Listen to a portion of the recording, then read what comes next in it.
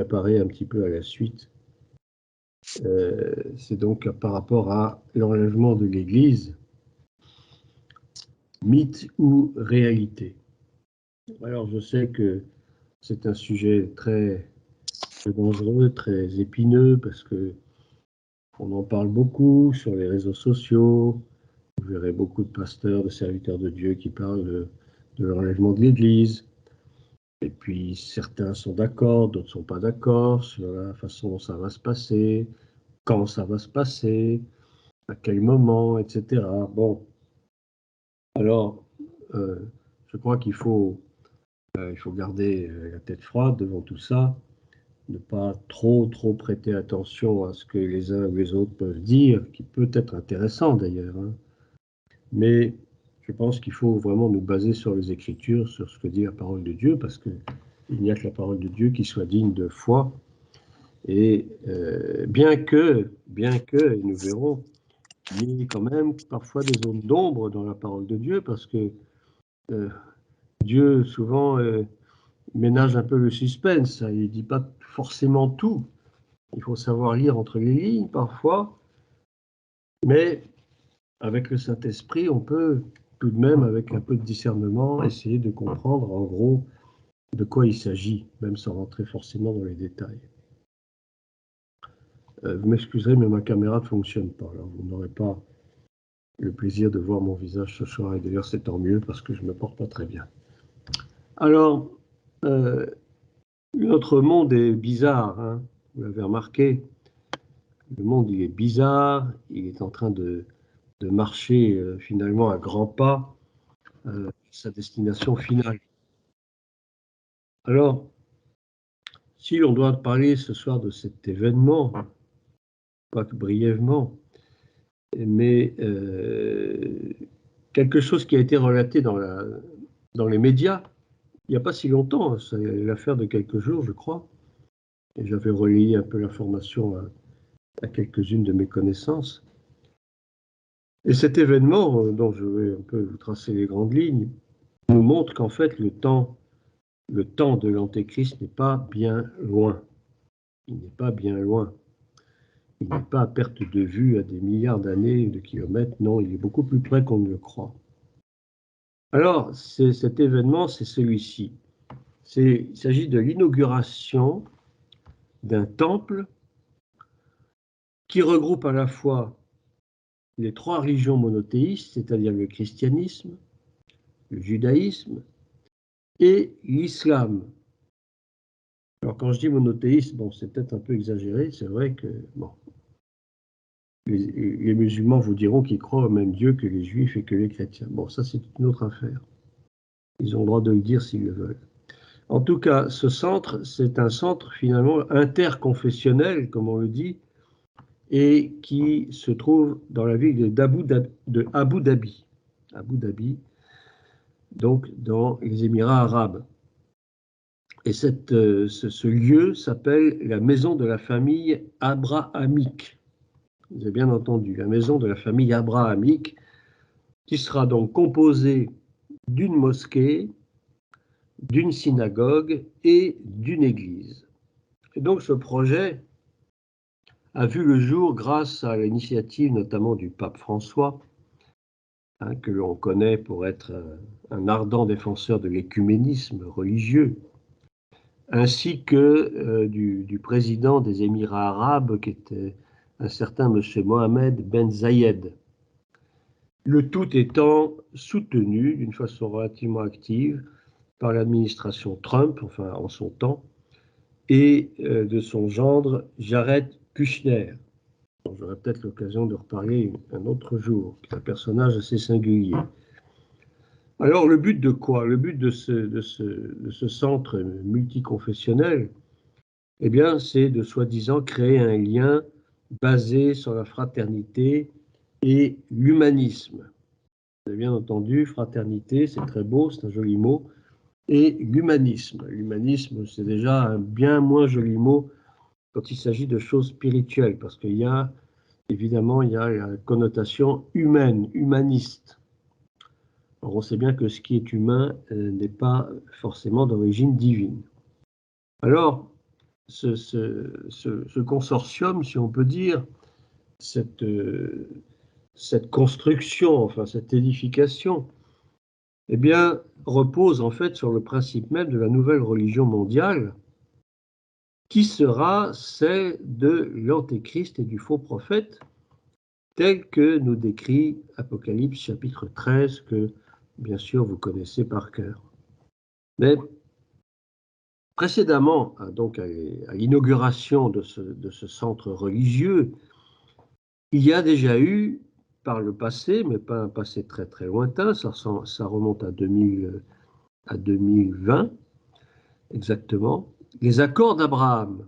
Il y a eu les accords d'Abraham qui consistaient en quoi? Eh bien, c'était deux traités de paix, l'un entre Israël et les Émirats arabes, d'une part, et un autre traité de paix entre Israël et Bahreïn, d'autre part.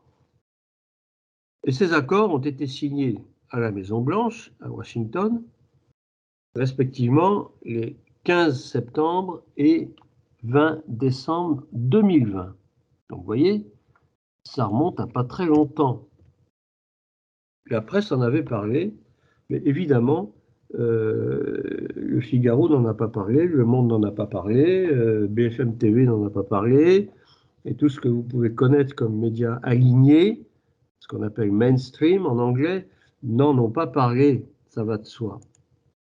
Mais nous savons, nous qui avons quand même du discernement, nous qui sommes vraiment des disciples de Christ, enfin du moins, devrais-je le croire, eh bien, si nous avons un petit peu de jugeote, de discernement, nous comprenons que ces accords de paix ressemblent fort à le fameux accord de paix dont on nous parle dans la Bible, et particulièrement dans le chapitre 9 du livre de Daniel, que nous avions lu d'ailleurs la fois dernière.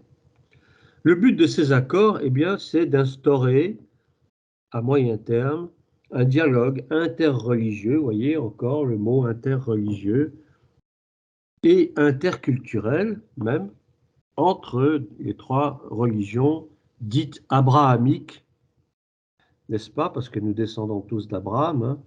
Les chrétiens descendent d'Abraham, les juifs descendent d'Abraham, et les musulmans également, ce qui n'est pas entièrement faux, quand on sait que les fils d'Ismaël sont forcément des descendants d'Abraham, qu'on le veuille ou non.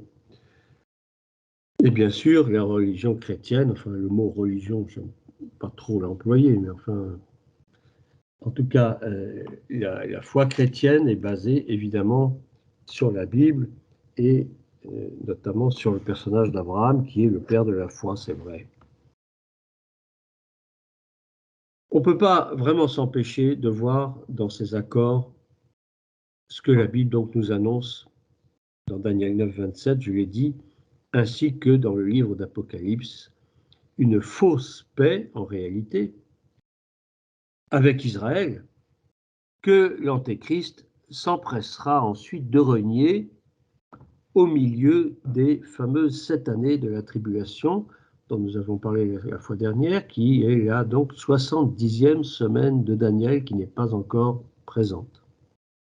Et ces accords d'Abraham, en fait, ne sont que le prélude, une sorte même d'ébauche, de ce que sera le véritable traité de paix entre Israël et les nations arabo-musulmanes, qui sera confirmé plus tard par l'Antéchrist lui-même, lorsque ce monsieur prendra le pouvoir. Pour mémoire, je vous relis, si vous voulez bien, le verset 27 de Daniel 9, qui dit ceci: « Il fera une solide alliance avec plusieurs, pas lesquels, mais on a compris, pour une semaine. » Donc une semaine, je vous rappelle que ça représente 7 ans. Et durant la moitié de la semaine, c'est-à-dire 3 ans et demi, il fera cesser le sacrifice et l'offrande. Le dévastateur, c'est-à-dire l'Antéchrist, commettra les choses les plus abominables jusqu'à ce que la ruine et ce qui a été résolu fondent sur le dévastateur. En termes clairs, ça veut dire que lors de l'avènement du Seigneur lorsque le Seigneur va revenir après la bataille, la dernière bataille, la bataille d'Armageddon, où il reviendra en gloire, il va jeter l'Antéchrist et le faux prophète dans les temps de feu. Alors si vous n'êtes pas au courant de cela, il faut quand même lire vos Bibles, il faut lire l'Apocalypse, qui tout de même nous détaille bien tous ces événements. Et donc, force est de constater que les choses se mettent vraiment en place progressivement, pas très rapidement, mais cependant, d'une façon assez inexorable. Il n'y a pas, je ne pense pas qu'il puisse y avoir machine arrière maintenant, tout simplement parce que il faut bien que les prophéties s'accomplissent. Or, vous savez que Dieu est un Dieu de prophétie et que tout ce qu'il annonce à l'avance, et là, il faut dire que les prophéties de Daniel, ça remonte quand même à quelques centaines, voire milliers d'années. Hein. Donc, en tout cas, plusieurs fameux siècles. Donc Dieu annonce les choses bien par avance à ses serviteurs, les prophètes, et ce qu'il dit ne manque pas d'arriver. Et donc nous savons que les choses se mettent en place d'une manière inexorable, ça avance petit à petit, ça prendra le temps qu'il faudra, mais vous savez que Dieu lui-même est le maître des temps et des circonstances, donc il fera avancer les choses comme bon lui semble, au rythme que lui choisira, et ce qui est sûr, c'est que ça s'accomplira certainement. Alors ça, c'était une petite parenthèse que j'avais envie d'ouvrir, mais que maintenant je ferme, pour vous montrer que ce n'est pas par hasard que nous étudions donc tous ces événements des derniers temps, des temps de la fin, de l'eschatologie, pour employer un terme savant, parce que nous sommes dedans. Nous sommes dedans, nous vivons dedans, nous vivons avec, mais bien entendu que seuls ceux qui ont l'Esprit de Dieu en eux, qui ont de l'intelligence, de la connaissance, si vous préférez, qui ont du discernement, peuvent comprendre.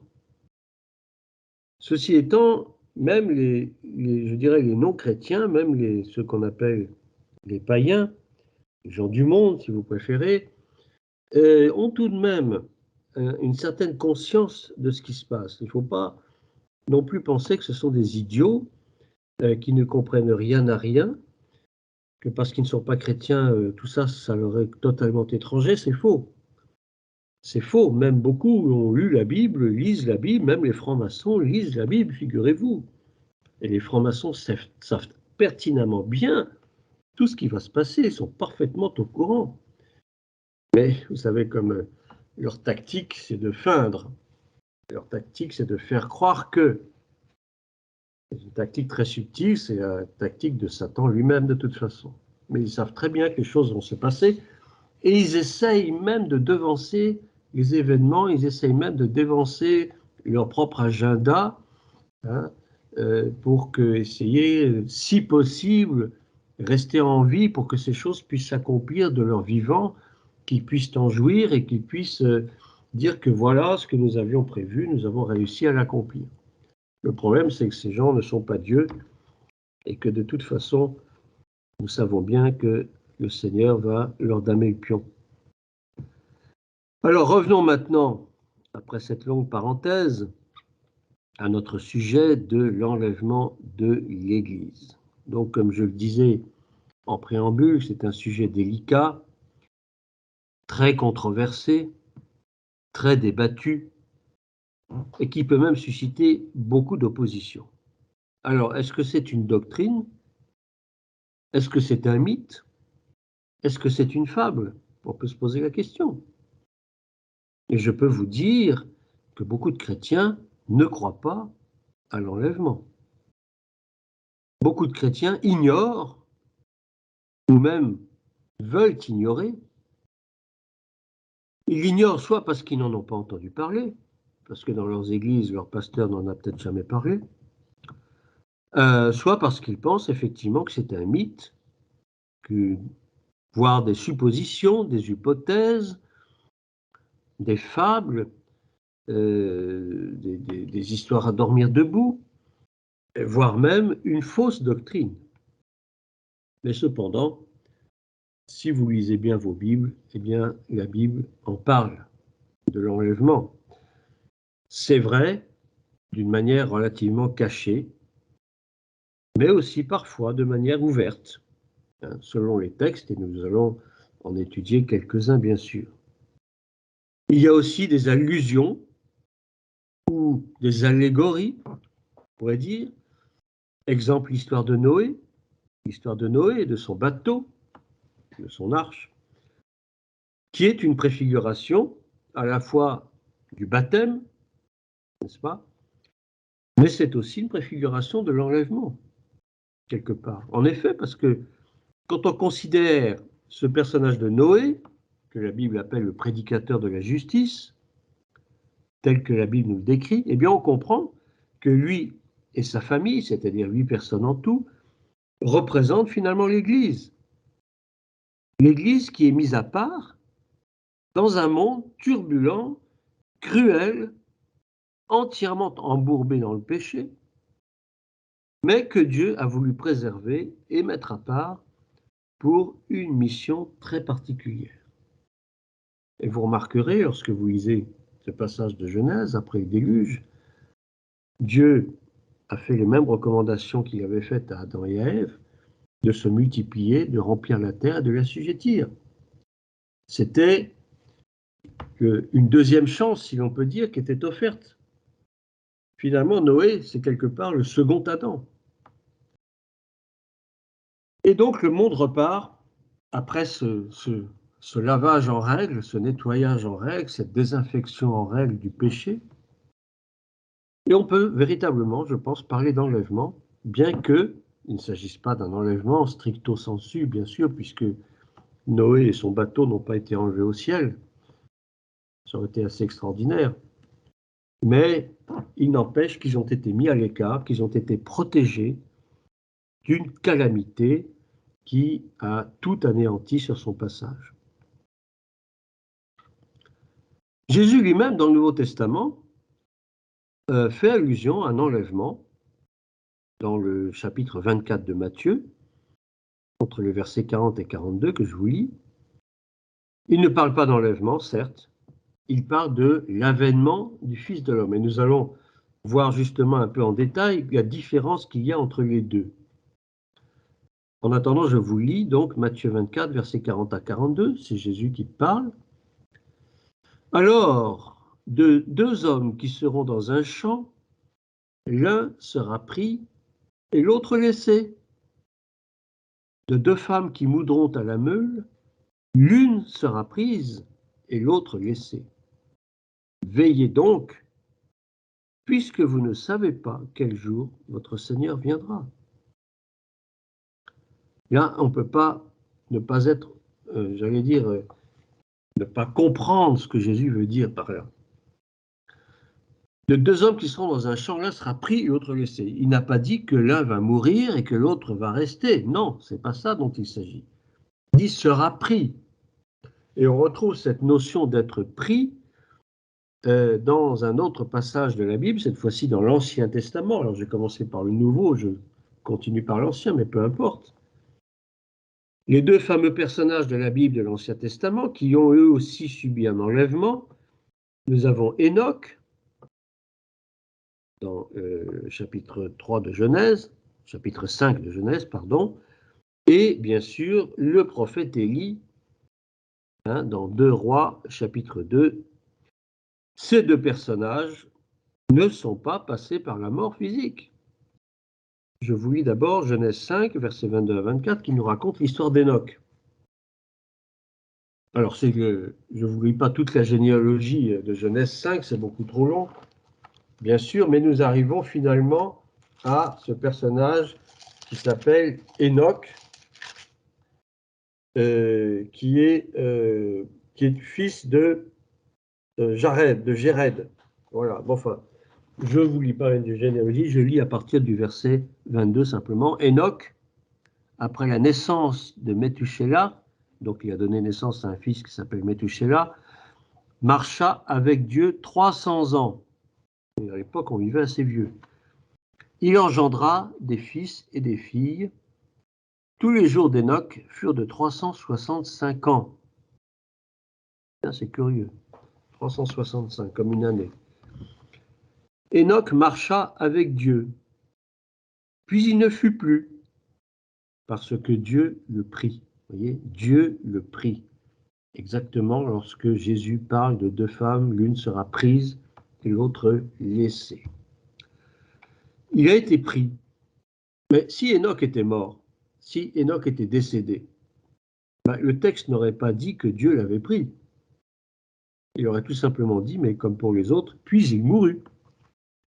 Tel qu'on voit dans les autres, par rapport aux autres personnages. Si je prends la suite, verset 25, Méthusélah vécut après la naissance de Lémec 782 ans. Il engendra des fils et des filles. Tous les jours de Méthusélah furent de 969 ans, puis il mourut, etc., etc. C'est-à-dire qu'ils finissent tous par mourir. Mais seul Enoch a été pris, ce qui veut dire qu'il n'a pas connu la mort. Dans certaines littératures païennes, on parle d'enlèvement, effectivement aussi, ce qui prouve que c'est quelque chose d'un peu fantasmatique, que cette histoire d'enlèvement, et même dans la littérature ancienne. Par exemple, si je vous parle du poète Ovide, dans le livre des Métamorphoses, pour ceux qui ont un petit peu de culture grecque, eh bien, il écrit un récit de l'enlèvement d'Europe. Europe, tiens, comme c'est curieux. Alors, qui est cette Europe? Europe, c'est une divinité, c'est une déesse, épouse de Poséidon, qui s'appelle aussi Neptune, hein, le dieu des mers. Enfin, finalement, c'est le grand dieu, si on peut dire entre guillemets. Et cette déesse Europe peut être aussi assimilée à une princesse phénicienne, fille de Phénix, ou encore d'Agénor, roi de Tyr ou de Sidon. Et d'ailleurs, Tyr et Sidon, on les retrouve aussi dans la Bible. Et donc Europe, c'est cette jeune femme qui, soi-disant, aurait été enlevée, qui a été enlevée par Zeus, Zeus qui représente le dieu des dieux, enfin le grand dieu, n'est-ce pas, et qui l'aurait enlevée en se métamorphosant en taureau. Voilà. Et on pense que c'est de là qu'est venue l'Europe actuelle, etc. Enfin, c'est toute une mythologie gréco-latine qui en dit long. Mais on nous parle d'enlèvement. Évidemment, ils ne sont pas partis au ciel, mais vous savez que la mythologie parle aussi des choses du ciel, mais à sa façon, bien entendu. Alors, maintenant, il y a quand même une question qui est importante qu'il faut qu'on soulève, dont j'ai un petit peu esquissé tout à l'heure. Beaucoup de gens confondent l'enlèvement de l'Église ou de l'épouse, parce qu'on verra qu'il y a une différence entre l'Église et l'épouse aussi. Et l'enlèvement, ça vient du grec harpazo. Harpazo, H-A-R-P-A-Z-O, pour ceux qui prennent des notes. Et l'avènement du Seigneur Jésus, qui vient du grec parousia, P-A-R-O-U-S-I-A. Parousia et harpazo, ouais, ce sont deux mots grecs totalement différents qui ne veulent pas dire la même chose.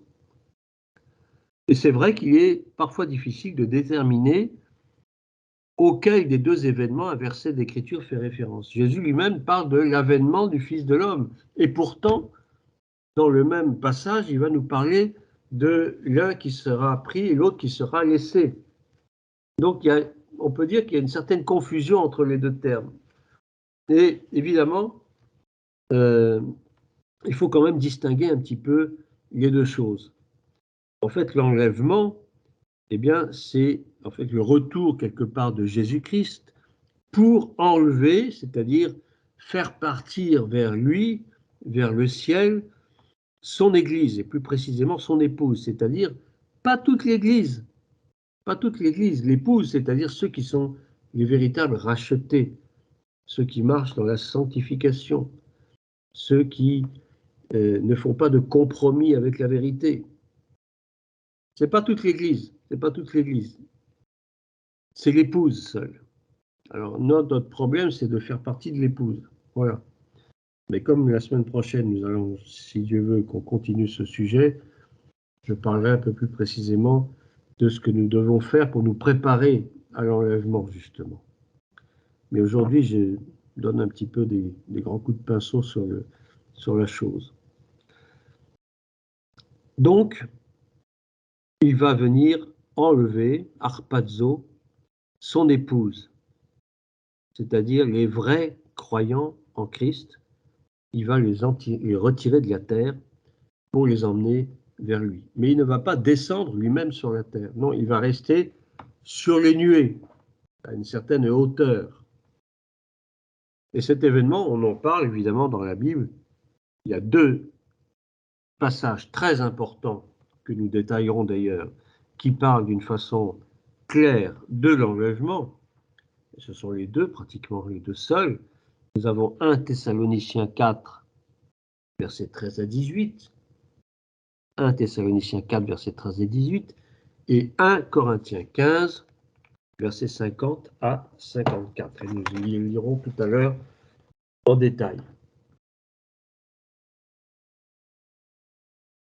Les corps des croyants, à ce moment-là, lors de cet enlèvement, les corps des croyants qui seront morts, qui sont déjà morts depuis des siècles, vont ressusciter et iront à la rencontre du Seigneur dans les airs, accompagnés par ceux qui seront encore vivants sur la terre au moment où la trompette sonnera.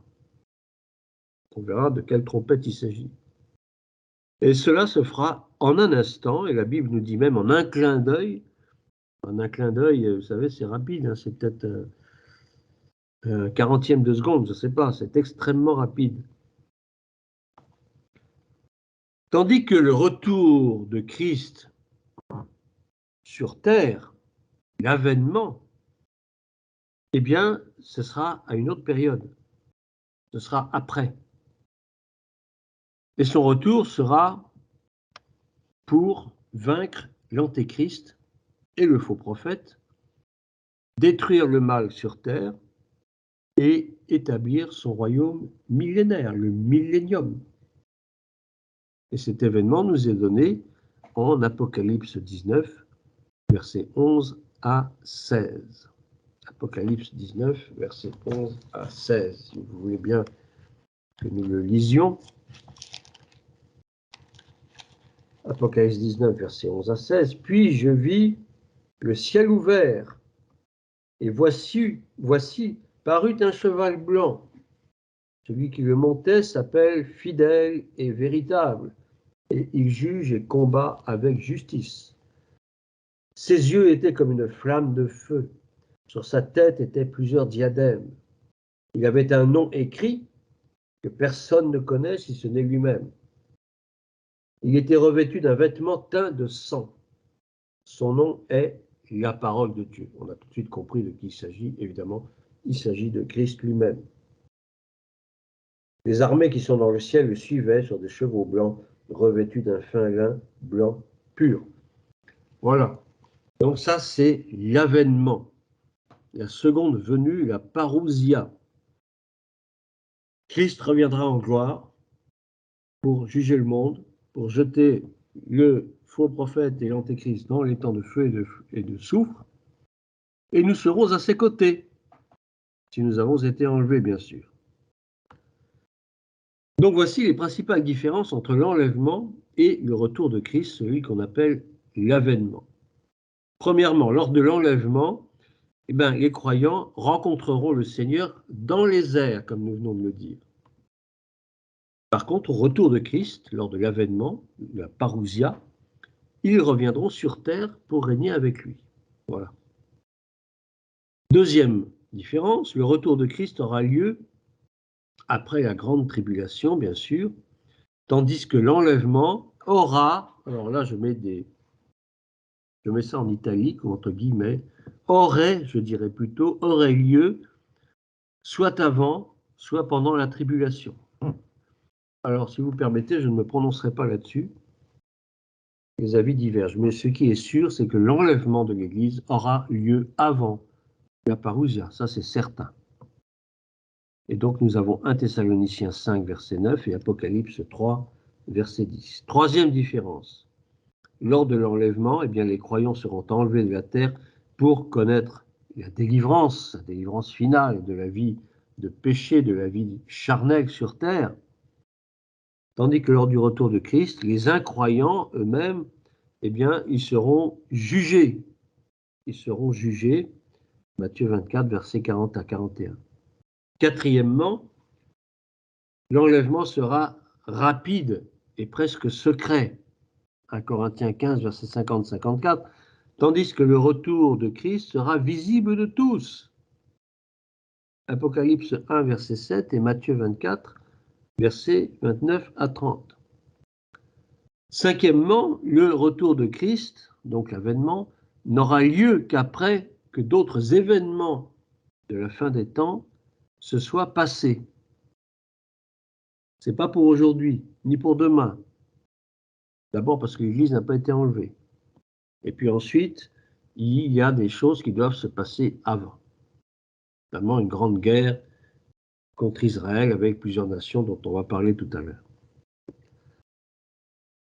L'enlèvement, je vais vous dire, il peut avoir lieu à tout moment finalement. On va voir que déjà Jésus le dit lui-même, que vous ne connaissez ni le jour ni l'heure. Même le Fils de l'homme ne connaît pas le jour et l'heure. Seul le Père connaît. Mais même si nous ne connaissons pas le jour et l'heure, nous pouvons au moins avoir une estimation de la période où ça peut se passer éventuellement. Et pour cela, nous allons nous servir de ce que nous appelle les fêtes de l'Éternel. J'y reviendrai. Alors, pourquoi est-ce que c'est important de distinguer l'enlèvement du retour de Christ, de l'avènement? Eh bien, déjà, si l'enlèvement et l'avènement étaient équivalents, eh bien, ça voudrait dire que les croyants devraient faire face à la tribulation. Deuxièmement, si l'enlèvement et le retour de Christ étaient équivalents, le retour de Christ ne serait pas imminent. Et beaucoup d'événements devraient se produire avant, tel que Matthieu 24, versets 4 à 30 nous relate. Enfin, troisièmement, les chapitres qui décrivent la tribulation dans le livre d'Apocalypse ne mentionnent nulle part l'Église à partir du chapitre 6. On ne parle plus de l'Église. L'Église, on ne connaît plus. Il y a de quoi se poser les questions. Si on n'en parle plus, c'est que probablement elle n'est plus là. L'enlèvement et le retour de Christ sont donc deux événements qui se ressemblent. Dans l'un comme dans l'autre cas, il s'agit d'un certain retour de Christ, c'est vrai, mais pas pour les mêmes raisons. Ils sont distincts, bien qu'ils puissent être assimilés, mais je dirais à tort, parce qu'il y a quand même des grandes différences. Bien sûr que les deux concernent le retour de Jésus d'une certaine façon, et tous les deux sont aussi des événements qui vont survenir à la fin des temps, dans les temps eschatologiques que nous vivons. Mais il est quand même d'une importance capitale de les distinguer. Alors, si vous voulez, je peux résumer cela. Lors de l'enlèvement, eh bien, Christ reviendra sur les nuées pour enlever tous les croyants, les vrais croyants, avant que n'advienne le temps de la colère de Dieu pendant la grande tribulation, tandis que lors de son retour, sa seconde venue, il mettra lui-même un terme à la tribulation, à la grande tribulation, et vaincra l'Antéchrist, le faux prophète et son empire mondial, c'est-à-dire celui qu'on appelle le nouvel ordre mondial ou le gouvernement mondial qui, entre-temps, aura été mis en place, bien qu'il soit déjà d'une certaine façon mis en place. On ne le voit pas forcément, mais on peut le distinguer. Mais il existera réellement avec à sa tête donc le gouverneur suprême, donc l'Antéchrist. Alors maintenant, on va étudier tout cela d'un peu plus près. Et je vais d'abord commencer par vous lire le premier grand passage qui nous parle de l'enlèvement, c'est 1 Thessaloniciens, chapitre 4, versets 15 à 18 pour ceux qui prennent des notes. 1 Thessaloniciens 4, versets 15 à 18. Voici en effet ce que nous vous déclarons d'après la parole du Seigneur. Ce n'est pas une parole qu'il a inventée, ce n'est pas une parole d'homme, d'après la parole du Seigneur. Nous, les vivants, restés pour l'avènement du Seigneur, nous ne devancerons pas ceux qui sont morts, car le Seigneur lui-même un signal donné, à la voix d'un archange et au son de la trompette de Dieu, descendra du ciel, et les morts en Christ ressusciteront premièrement. Ensuite, nous, les vivants, qui serons restés, nous serons tous ensemble enlevés, avec eux, sur des nuées, à la rencontre du Seigneur dans les airs. Et ainsi, nous serons toujours avec le Seigneur. Consolez-vous donc les uns les autres par ces paroles. Amen. Vous voyez, il parle bien de enlever. Nous serons tous ensemble enlevés sur des nuées. Il ne parle pas de la mort, il ne parle pas d'autre chose. Et il dit bien d'après la parole du Seigneur. Donc le Seigneur, il est clair dans ses façons de dire. Simplement, le problème, c'est que nous, les hommes, nous aimons tellement faire des hypothèses et des suppositions, quitte même j'allais dire, à transformer la parole du Seigneur à notre guise. Non, ce qui est dit est dit. Ce qui est écrit est écrit. Il nous parle ici, effectivement, nous serons enlevés avec ceux qui, auparavant, seront ressuscités. Les morts d'abord ressusciteront. Ce n'est pas nous d'abord, ce sont d'abord les morts qui seront morts dans le Seigneur, c'est-à-dire morts en tant que les nouveaux disciples de Christ, bien entendu.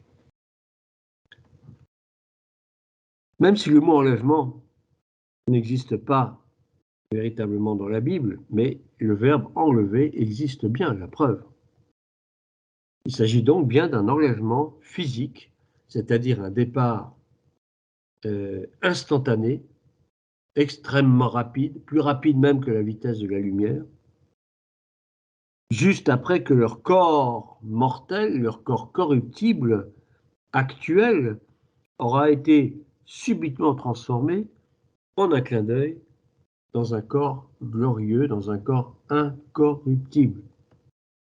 Ça paraît difficile à imaginer, évidemment, parce que notre intelligence est tellement restreinte, notre compréhension des choses est tellement infime, je dirais, par rapport à la grandeur de toutes ces choses, par rapport à la grandeur même de Dieu, que nous avons du mal à penser, à imaginer comment ça peut se passer. On se pose des questions. C'est la même chose que lorsque nous pensons à l'éternité. Parfois, on se dit, mais qu'est-ce qu'on va faire pendant tout ce temps? L'éternité, c'est long. Oui, effectivement, c'est long. Mais ne vous inquiétez pas, de toute façon, nous ne pouvons pas avoir une intelligence réelle de ce que sera l'éternité puisque nous n'y sommes pas. Simplement, nous pouvons imaginer éventuellement ce qu'est l'éternité, mais c'est quelque chose, quand on sera dedans, on ne se rendra même pas compte que ça ne s'arrête pas. Vous savez, je crois, comme dit la Bible, Dieu met dans l'homme un désir d'éternité. Il y a déjà un désir d'éternité dans l'homme. L'homme a conscience de sa finitude d'ici-bas, mais quelque part, il y a déjà aussi quelque part conscience de ce qu'il sera après la mort. C'est-à-dire qu'il n'y aura plus de finitude, ce ne sera plus quelque chose qui va commencer et qui va terminer. Non, ce sera quelque chose qui va commencer, qui ne terminera jamais. C'est ça l'éternité. Mais bien sûr que nous avons du mal à penser à ça. Mais qu'on se rassure, lorsque nous y serons, nous n'y penserons même plus. Le second passage dont je vous fais part et que vous connaissez peut-être déjà, certainement, donc 1 Corinthiens, chapitre 15, versets 51 à 53. C'est toujours l'apôtre Paul qui parle. Voici, je vous dis un mystère. Nous ne mourrons pas tous, mais tous nous serons changés en un instant, en un clin d'œil. Il reprend cette image du clin d'œil. Et quand vous clignez de l'œil, c'est très rapide. À la dernière trompette. On va voir de quelle trompette il s'agit en fait. La trompette sonnera et les morts ressusciteront incorruptibles. Et nous serons changés. Car il faut que ce corps corruptible revête l'incorruptibilité et que ce corps mortel revêtent l'immortalité. 1 Corinthiens 15, 51 à 53. Alors, un petit mot par rapport à cette dernière trompette qui nous intrigue un peu. De quelle trompette s'agit-il? C'est celle qu'on appelle la trompette de Dieu. Mais il ne s'agit certainement pas de la dernière trompette, de la 7e trompette dont Apocalypse nous parle. Vous savez qu'on nous parle des 7 trompettes qui annoncent des fléaux. Il ne s'agit certainement pas de cette trompette-là. Parce qu'à cette époque où les 7 trompettes vont sonner, eh bien l'Église déjà aura été enlevée, comme nous le verrons plus loin. Et puis un argument quand même important. L'apôtre Paul ne pouvait pas connaître l'existence des trompettes en Apocalypse, les fameuses 7 trompettes, il ne pouvait pas connaître, puisqu'il a écrit son récit, son épître, bien avant la révélation de Jean. Apocalypse a été écrit environ vers 95 de notre ère.